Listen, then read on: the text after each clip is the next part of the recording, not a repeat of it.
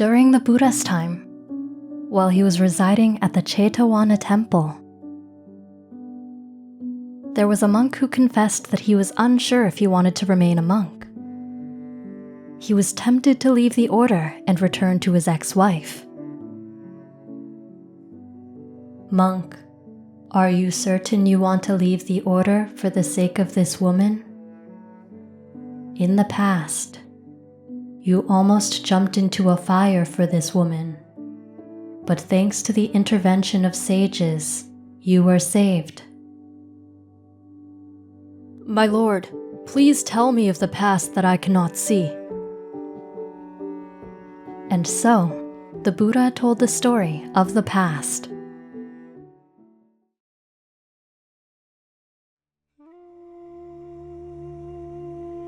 A long time ago, when a king named Sanaka was reigning in Benares, the Bodhisattva was born as Saka.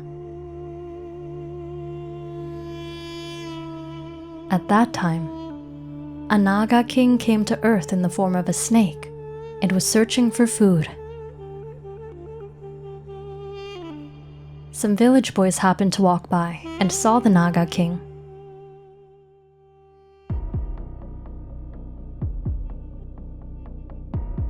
The village boys grabbed large sticks and started beating the snake. King Sanaka happened to ride by and saw the commotion.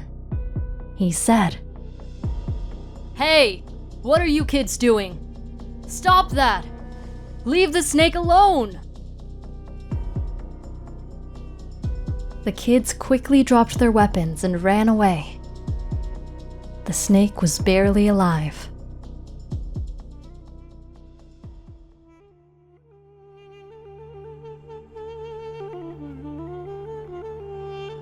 The badly injured Naga king slithered back into the water and returned to his realm. He safely made it back to his palace.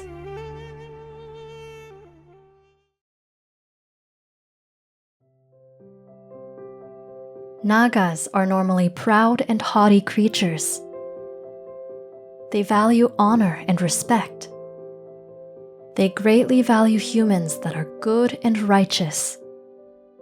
They never forget a favor done, and are always quick and generous to return the favor. So later that night, the Naga king, along with many valuable jewels as gifts, visited the human king. "Friend, I welcome you. I am alive because of you. I owe you a life debt. Sir, I merely did what was right. You do not need to thank me. No, it is only right that those that do good are recognized and rewarded for their actions. We Nagas greatly value humans that act according to morality and are righteous and aligned with the right view. Such is the way of the Naga. I am a Naga king, so I will honor your kindness." "I see. You too are a king. Let us not speak as strangers, but henceforth, let us be friends and allies." "Then if we are to be friends, then allow me to freely visit you and present you with gifts." "Friend, you may visit me whenever you wish, and if you wish to give me gifts, I will accept them as a friend would."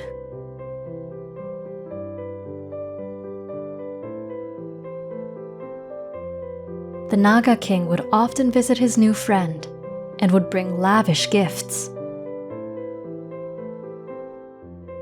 On one particular visit, the Naga king brought with him a beautiful and lusty Naga girl.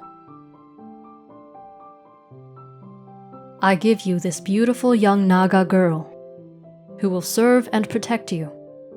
Just like all Nagas, she can take the form of a human in order to please you. If you ever lose her or do not see her, recite this charm, and she will appear before you.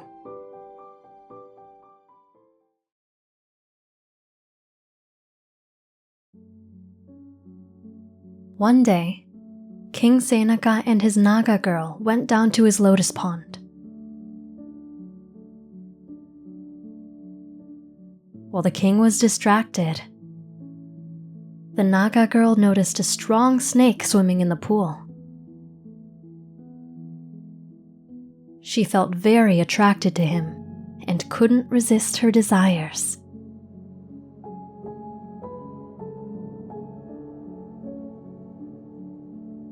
The two snakes made love in the pool. The king, not seeing the girl, started searching for her. The king then thought, "I can't find her, so I might as well use the spell."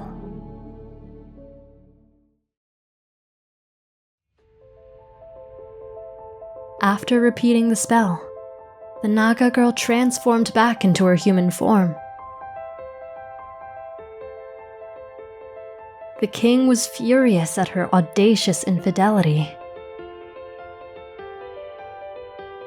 He had her whipped as punishment. The Naga girl was embarrassed, but her embarrassment quickly grew into anger and a need for revenge. She returned to the Naga world.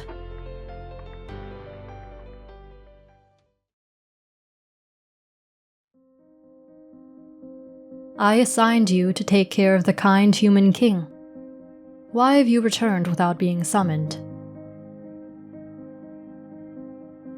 Purposely neglecting to mention her own bad actions, she said, "My lord, he whipped me mercilessly. Look." "He what? He whipped you for no reason? I was mistaken. He is not kind like I thought, but evil. Warriors! Go to the human world and destroy that human king with your fire breath."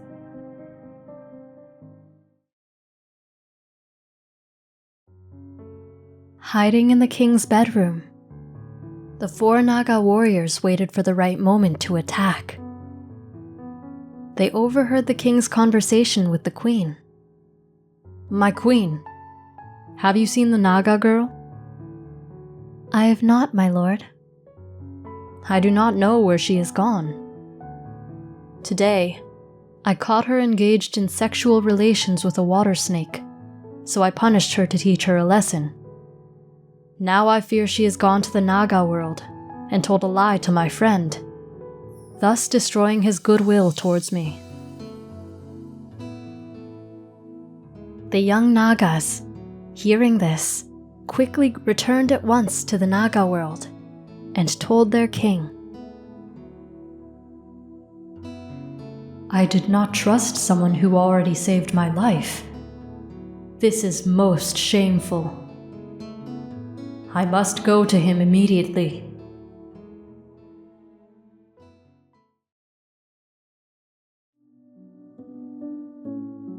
The Naga king transformed into human form and approached his friend.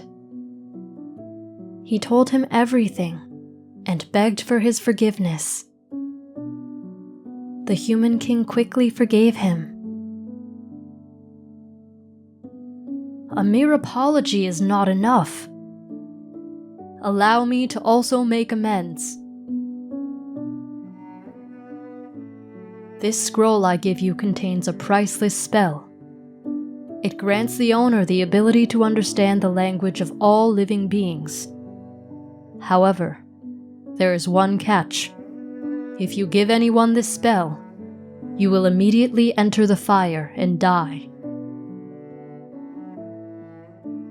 "My friend, that is most kind of you. I accept your amends. May we continue to be good friends to one another."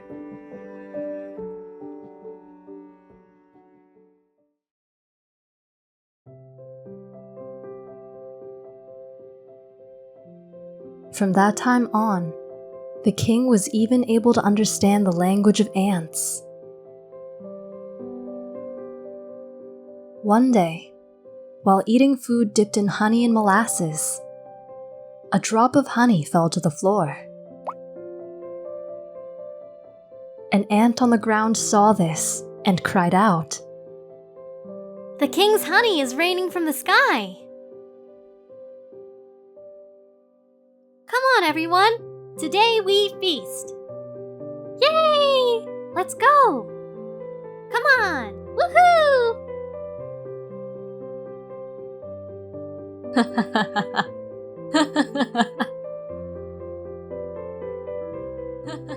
The queen, being near him, heard his seemingly spontaneous laughter and looked around for what could have caused it.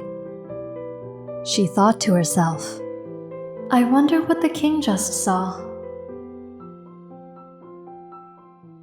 A little while later, the king went to bathe.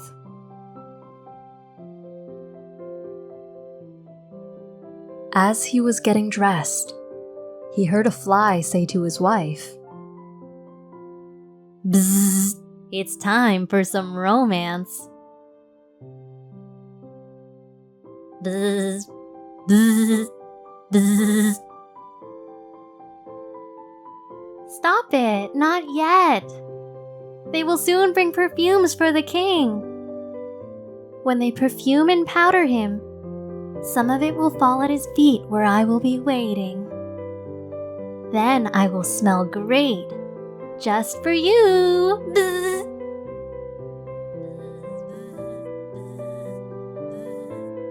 The king, hearing the lovers' discussion, couldn't hold back his laughter.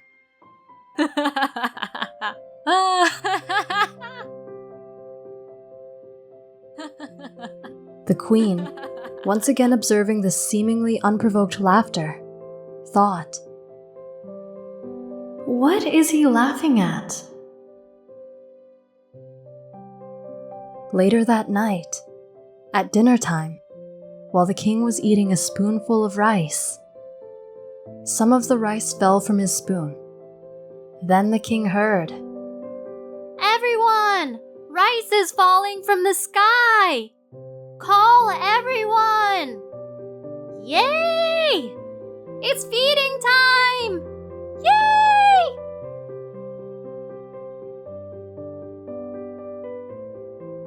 Hearing this, the king burst out laughing.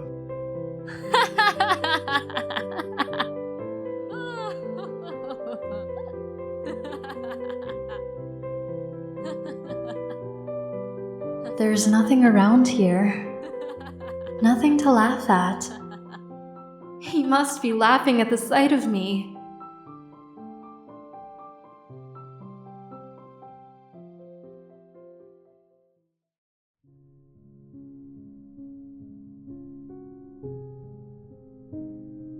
The queen, waiting for her chance, asked the king, My lord, you laughed many times today. Please tell me what amused you. Don't worry about it. It has nothing to do with you. Please, my love, I want to share in the joy. Let me laugh with you. I already told you. It has nothing to do with you. Please, please, please, tell me. Why do you want to know so badly? It is because of a spell of knowledge. But if I tell it to you, I will have to die. Do you still want to know? The queen perked up when she heard it was a spell of knowledge. My lord, if you truly love me like you say, you would tell me, and not keep such a wonderful thing from me. Or do you not love me anymore? Am I of no value to you? I must have served you poorly for you to not see any value in me. If you want to know that badly, I guess I will have to tell you. even if it means my life. I knew it, my love. I knew you still love me.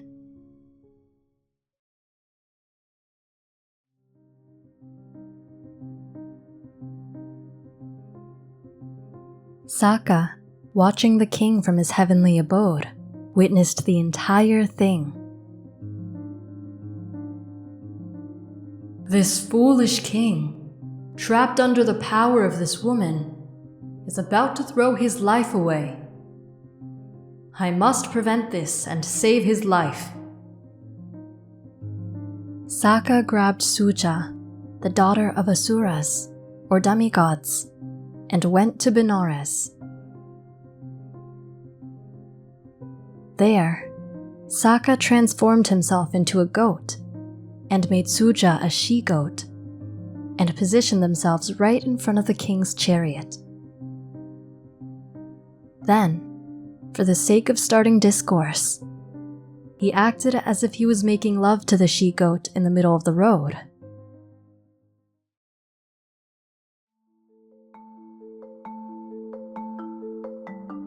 Only the king and his horse could see them. The horse said, I've heard that goats are stupid and shameless, but you would do this in the open? In front of all of us? Bah! You say goats are stupid, and maybe you are right.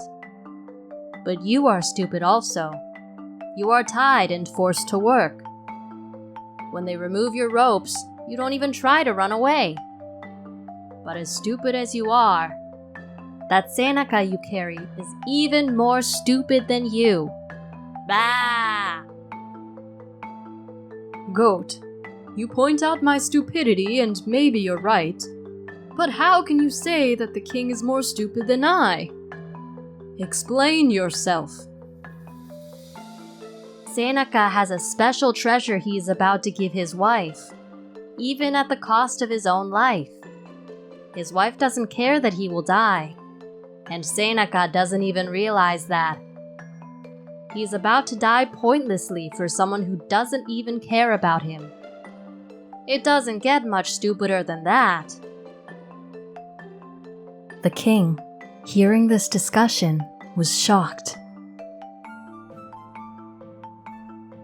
He dismounted and walked over to the goats. King of goats, I am certain now that you said all that for my benefit. Surely you are wise. Tell me what I should do. King, to all, one's life is most precious. It is your responsibility to care for your life and guide it in a virtuous way. It is foolish to harm oneself for the sake of desire. King of goats, who are you really? I am Sokka, and out of pity, I've come to save you from death. King of the gods, I've already given her my word. What am I to do now? That is easy. Just make her change her own mind. And Sokka told his plan to the king.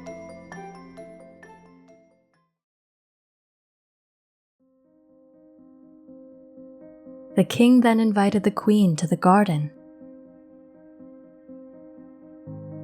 My lady, do you still want the spell?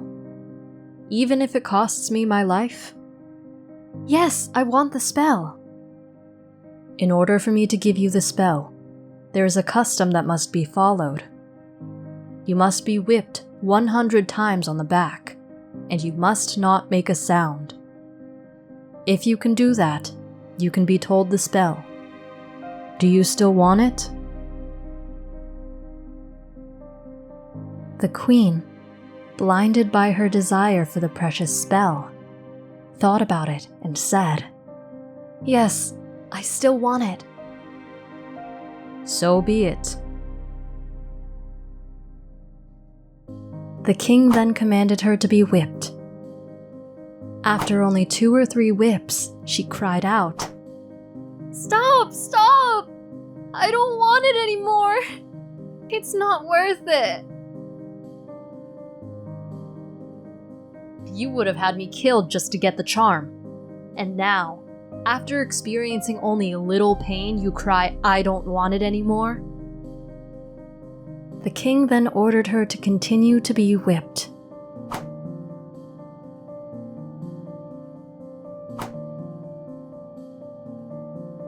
After this whipping, the queen was sent away.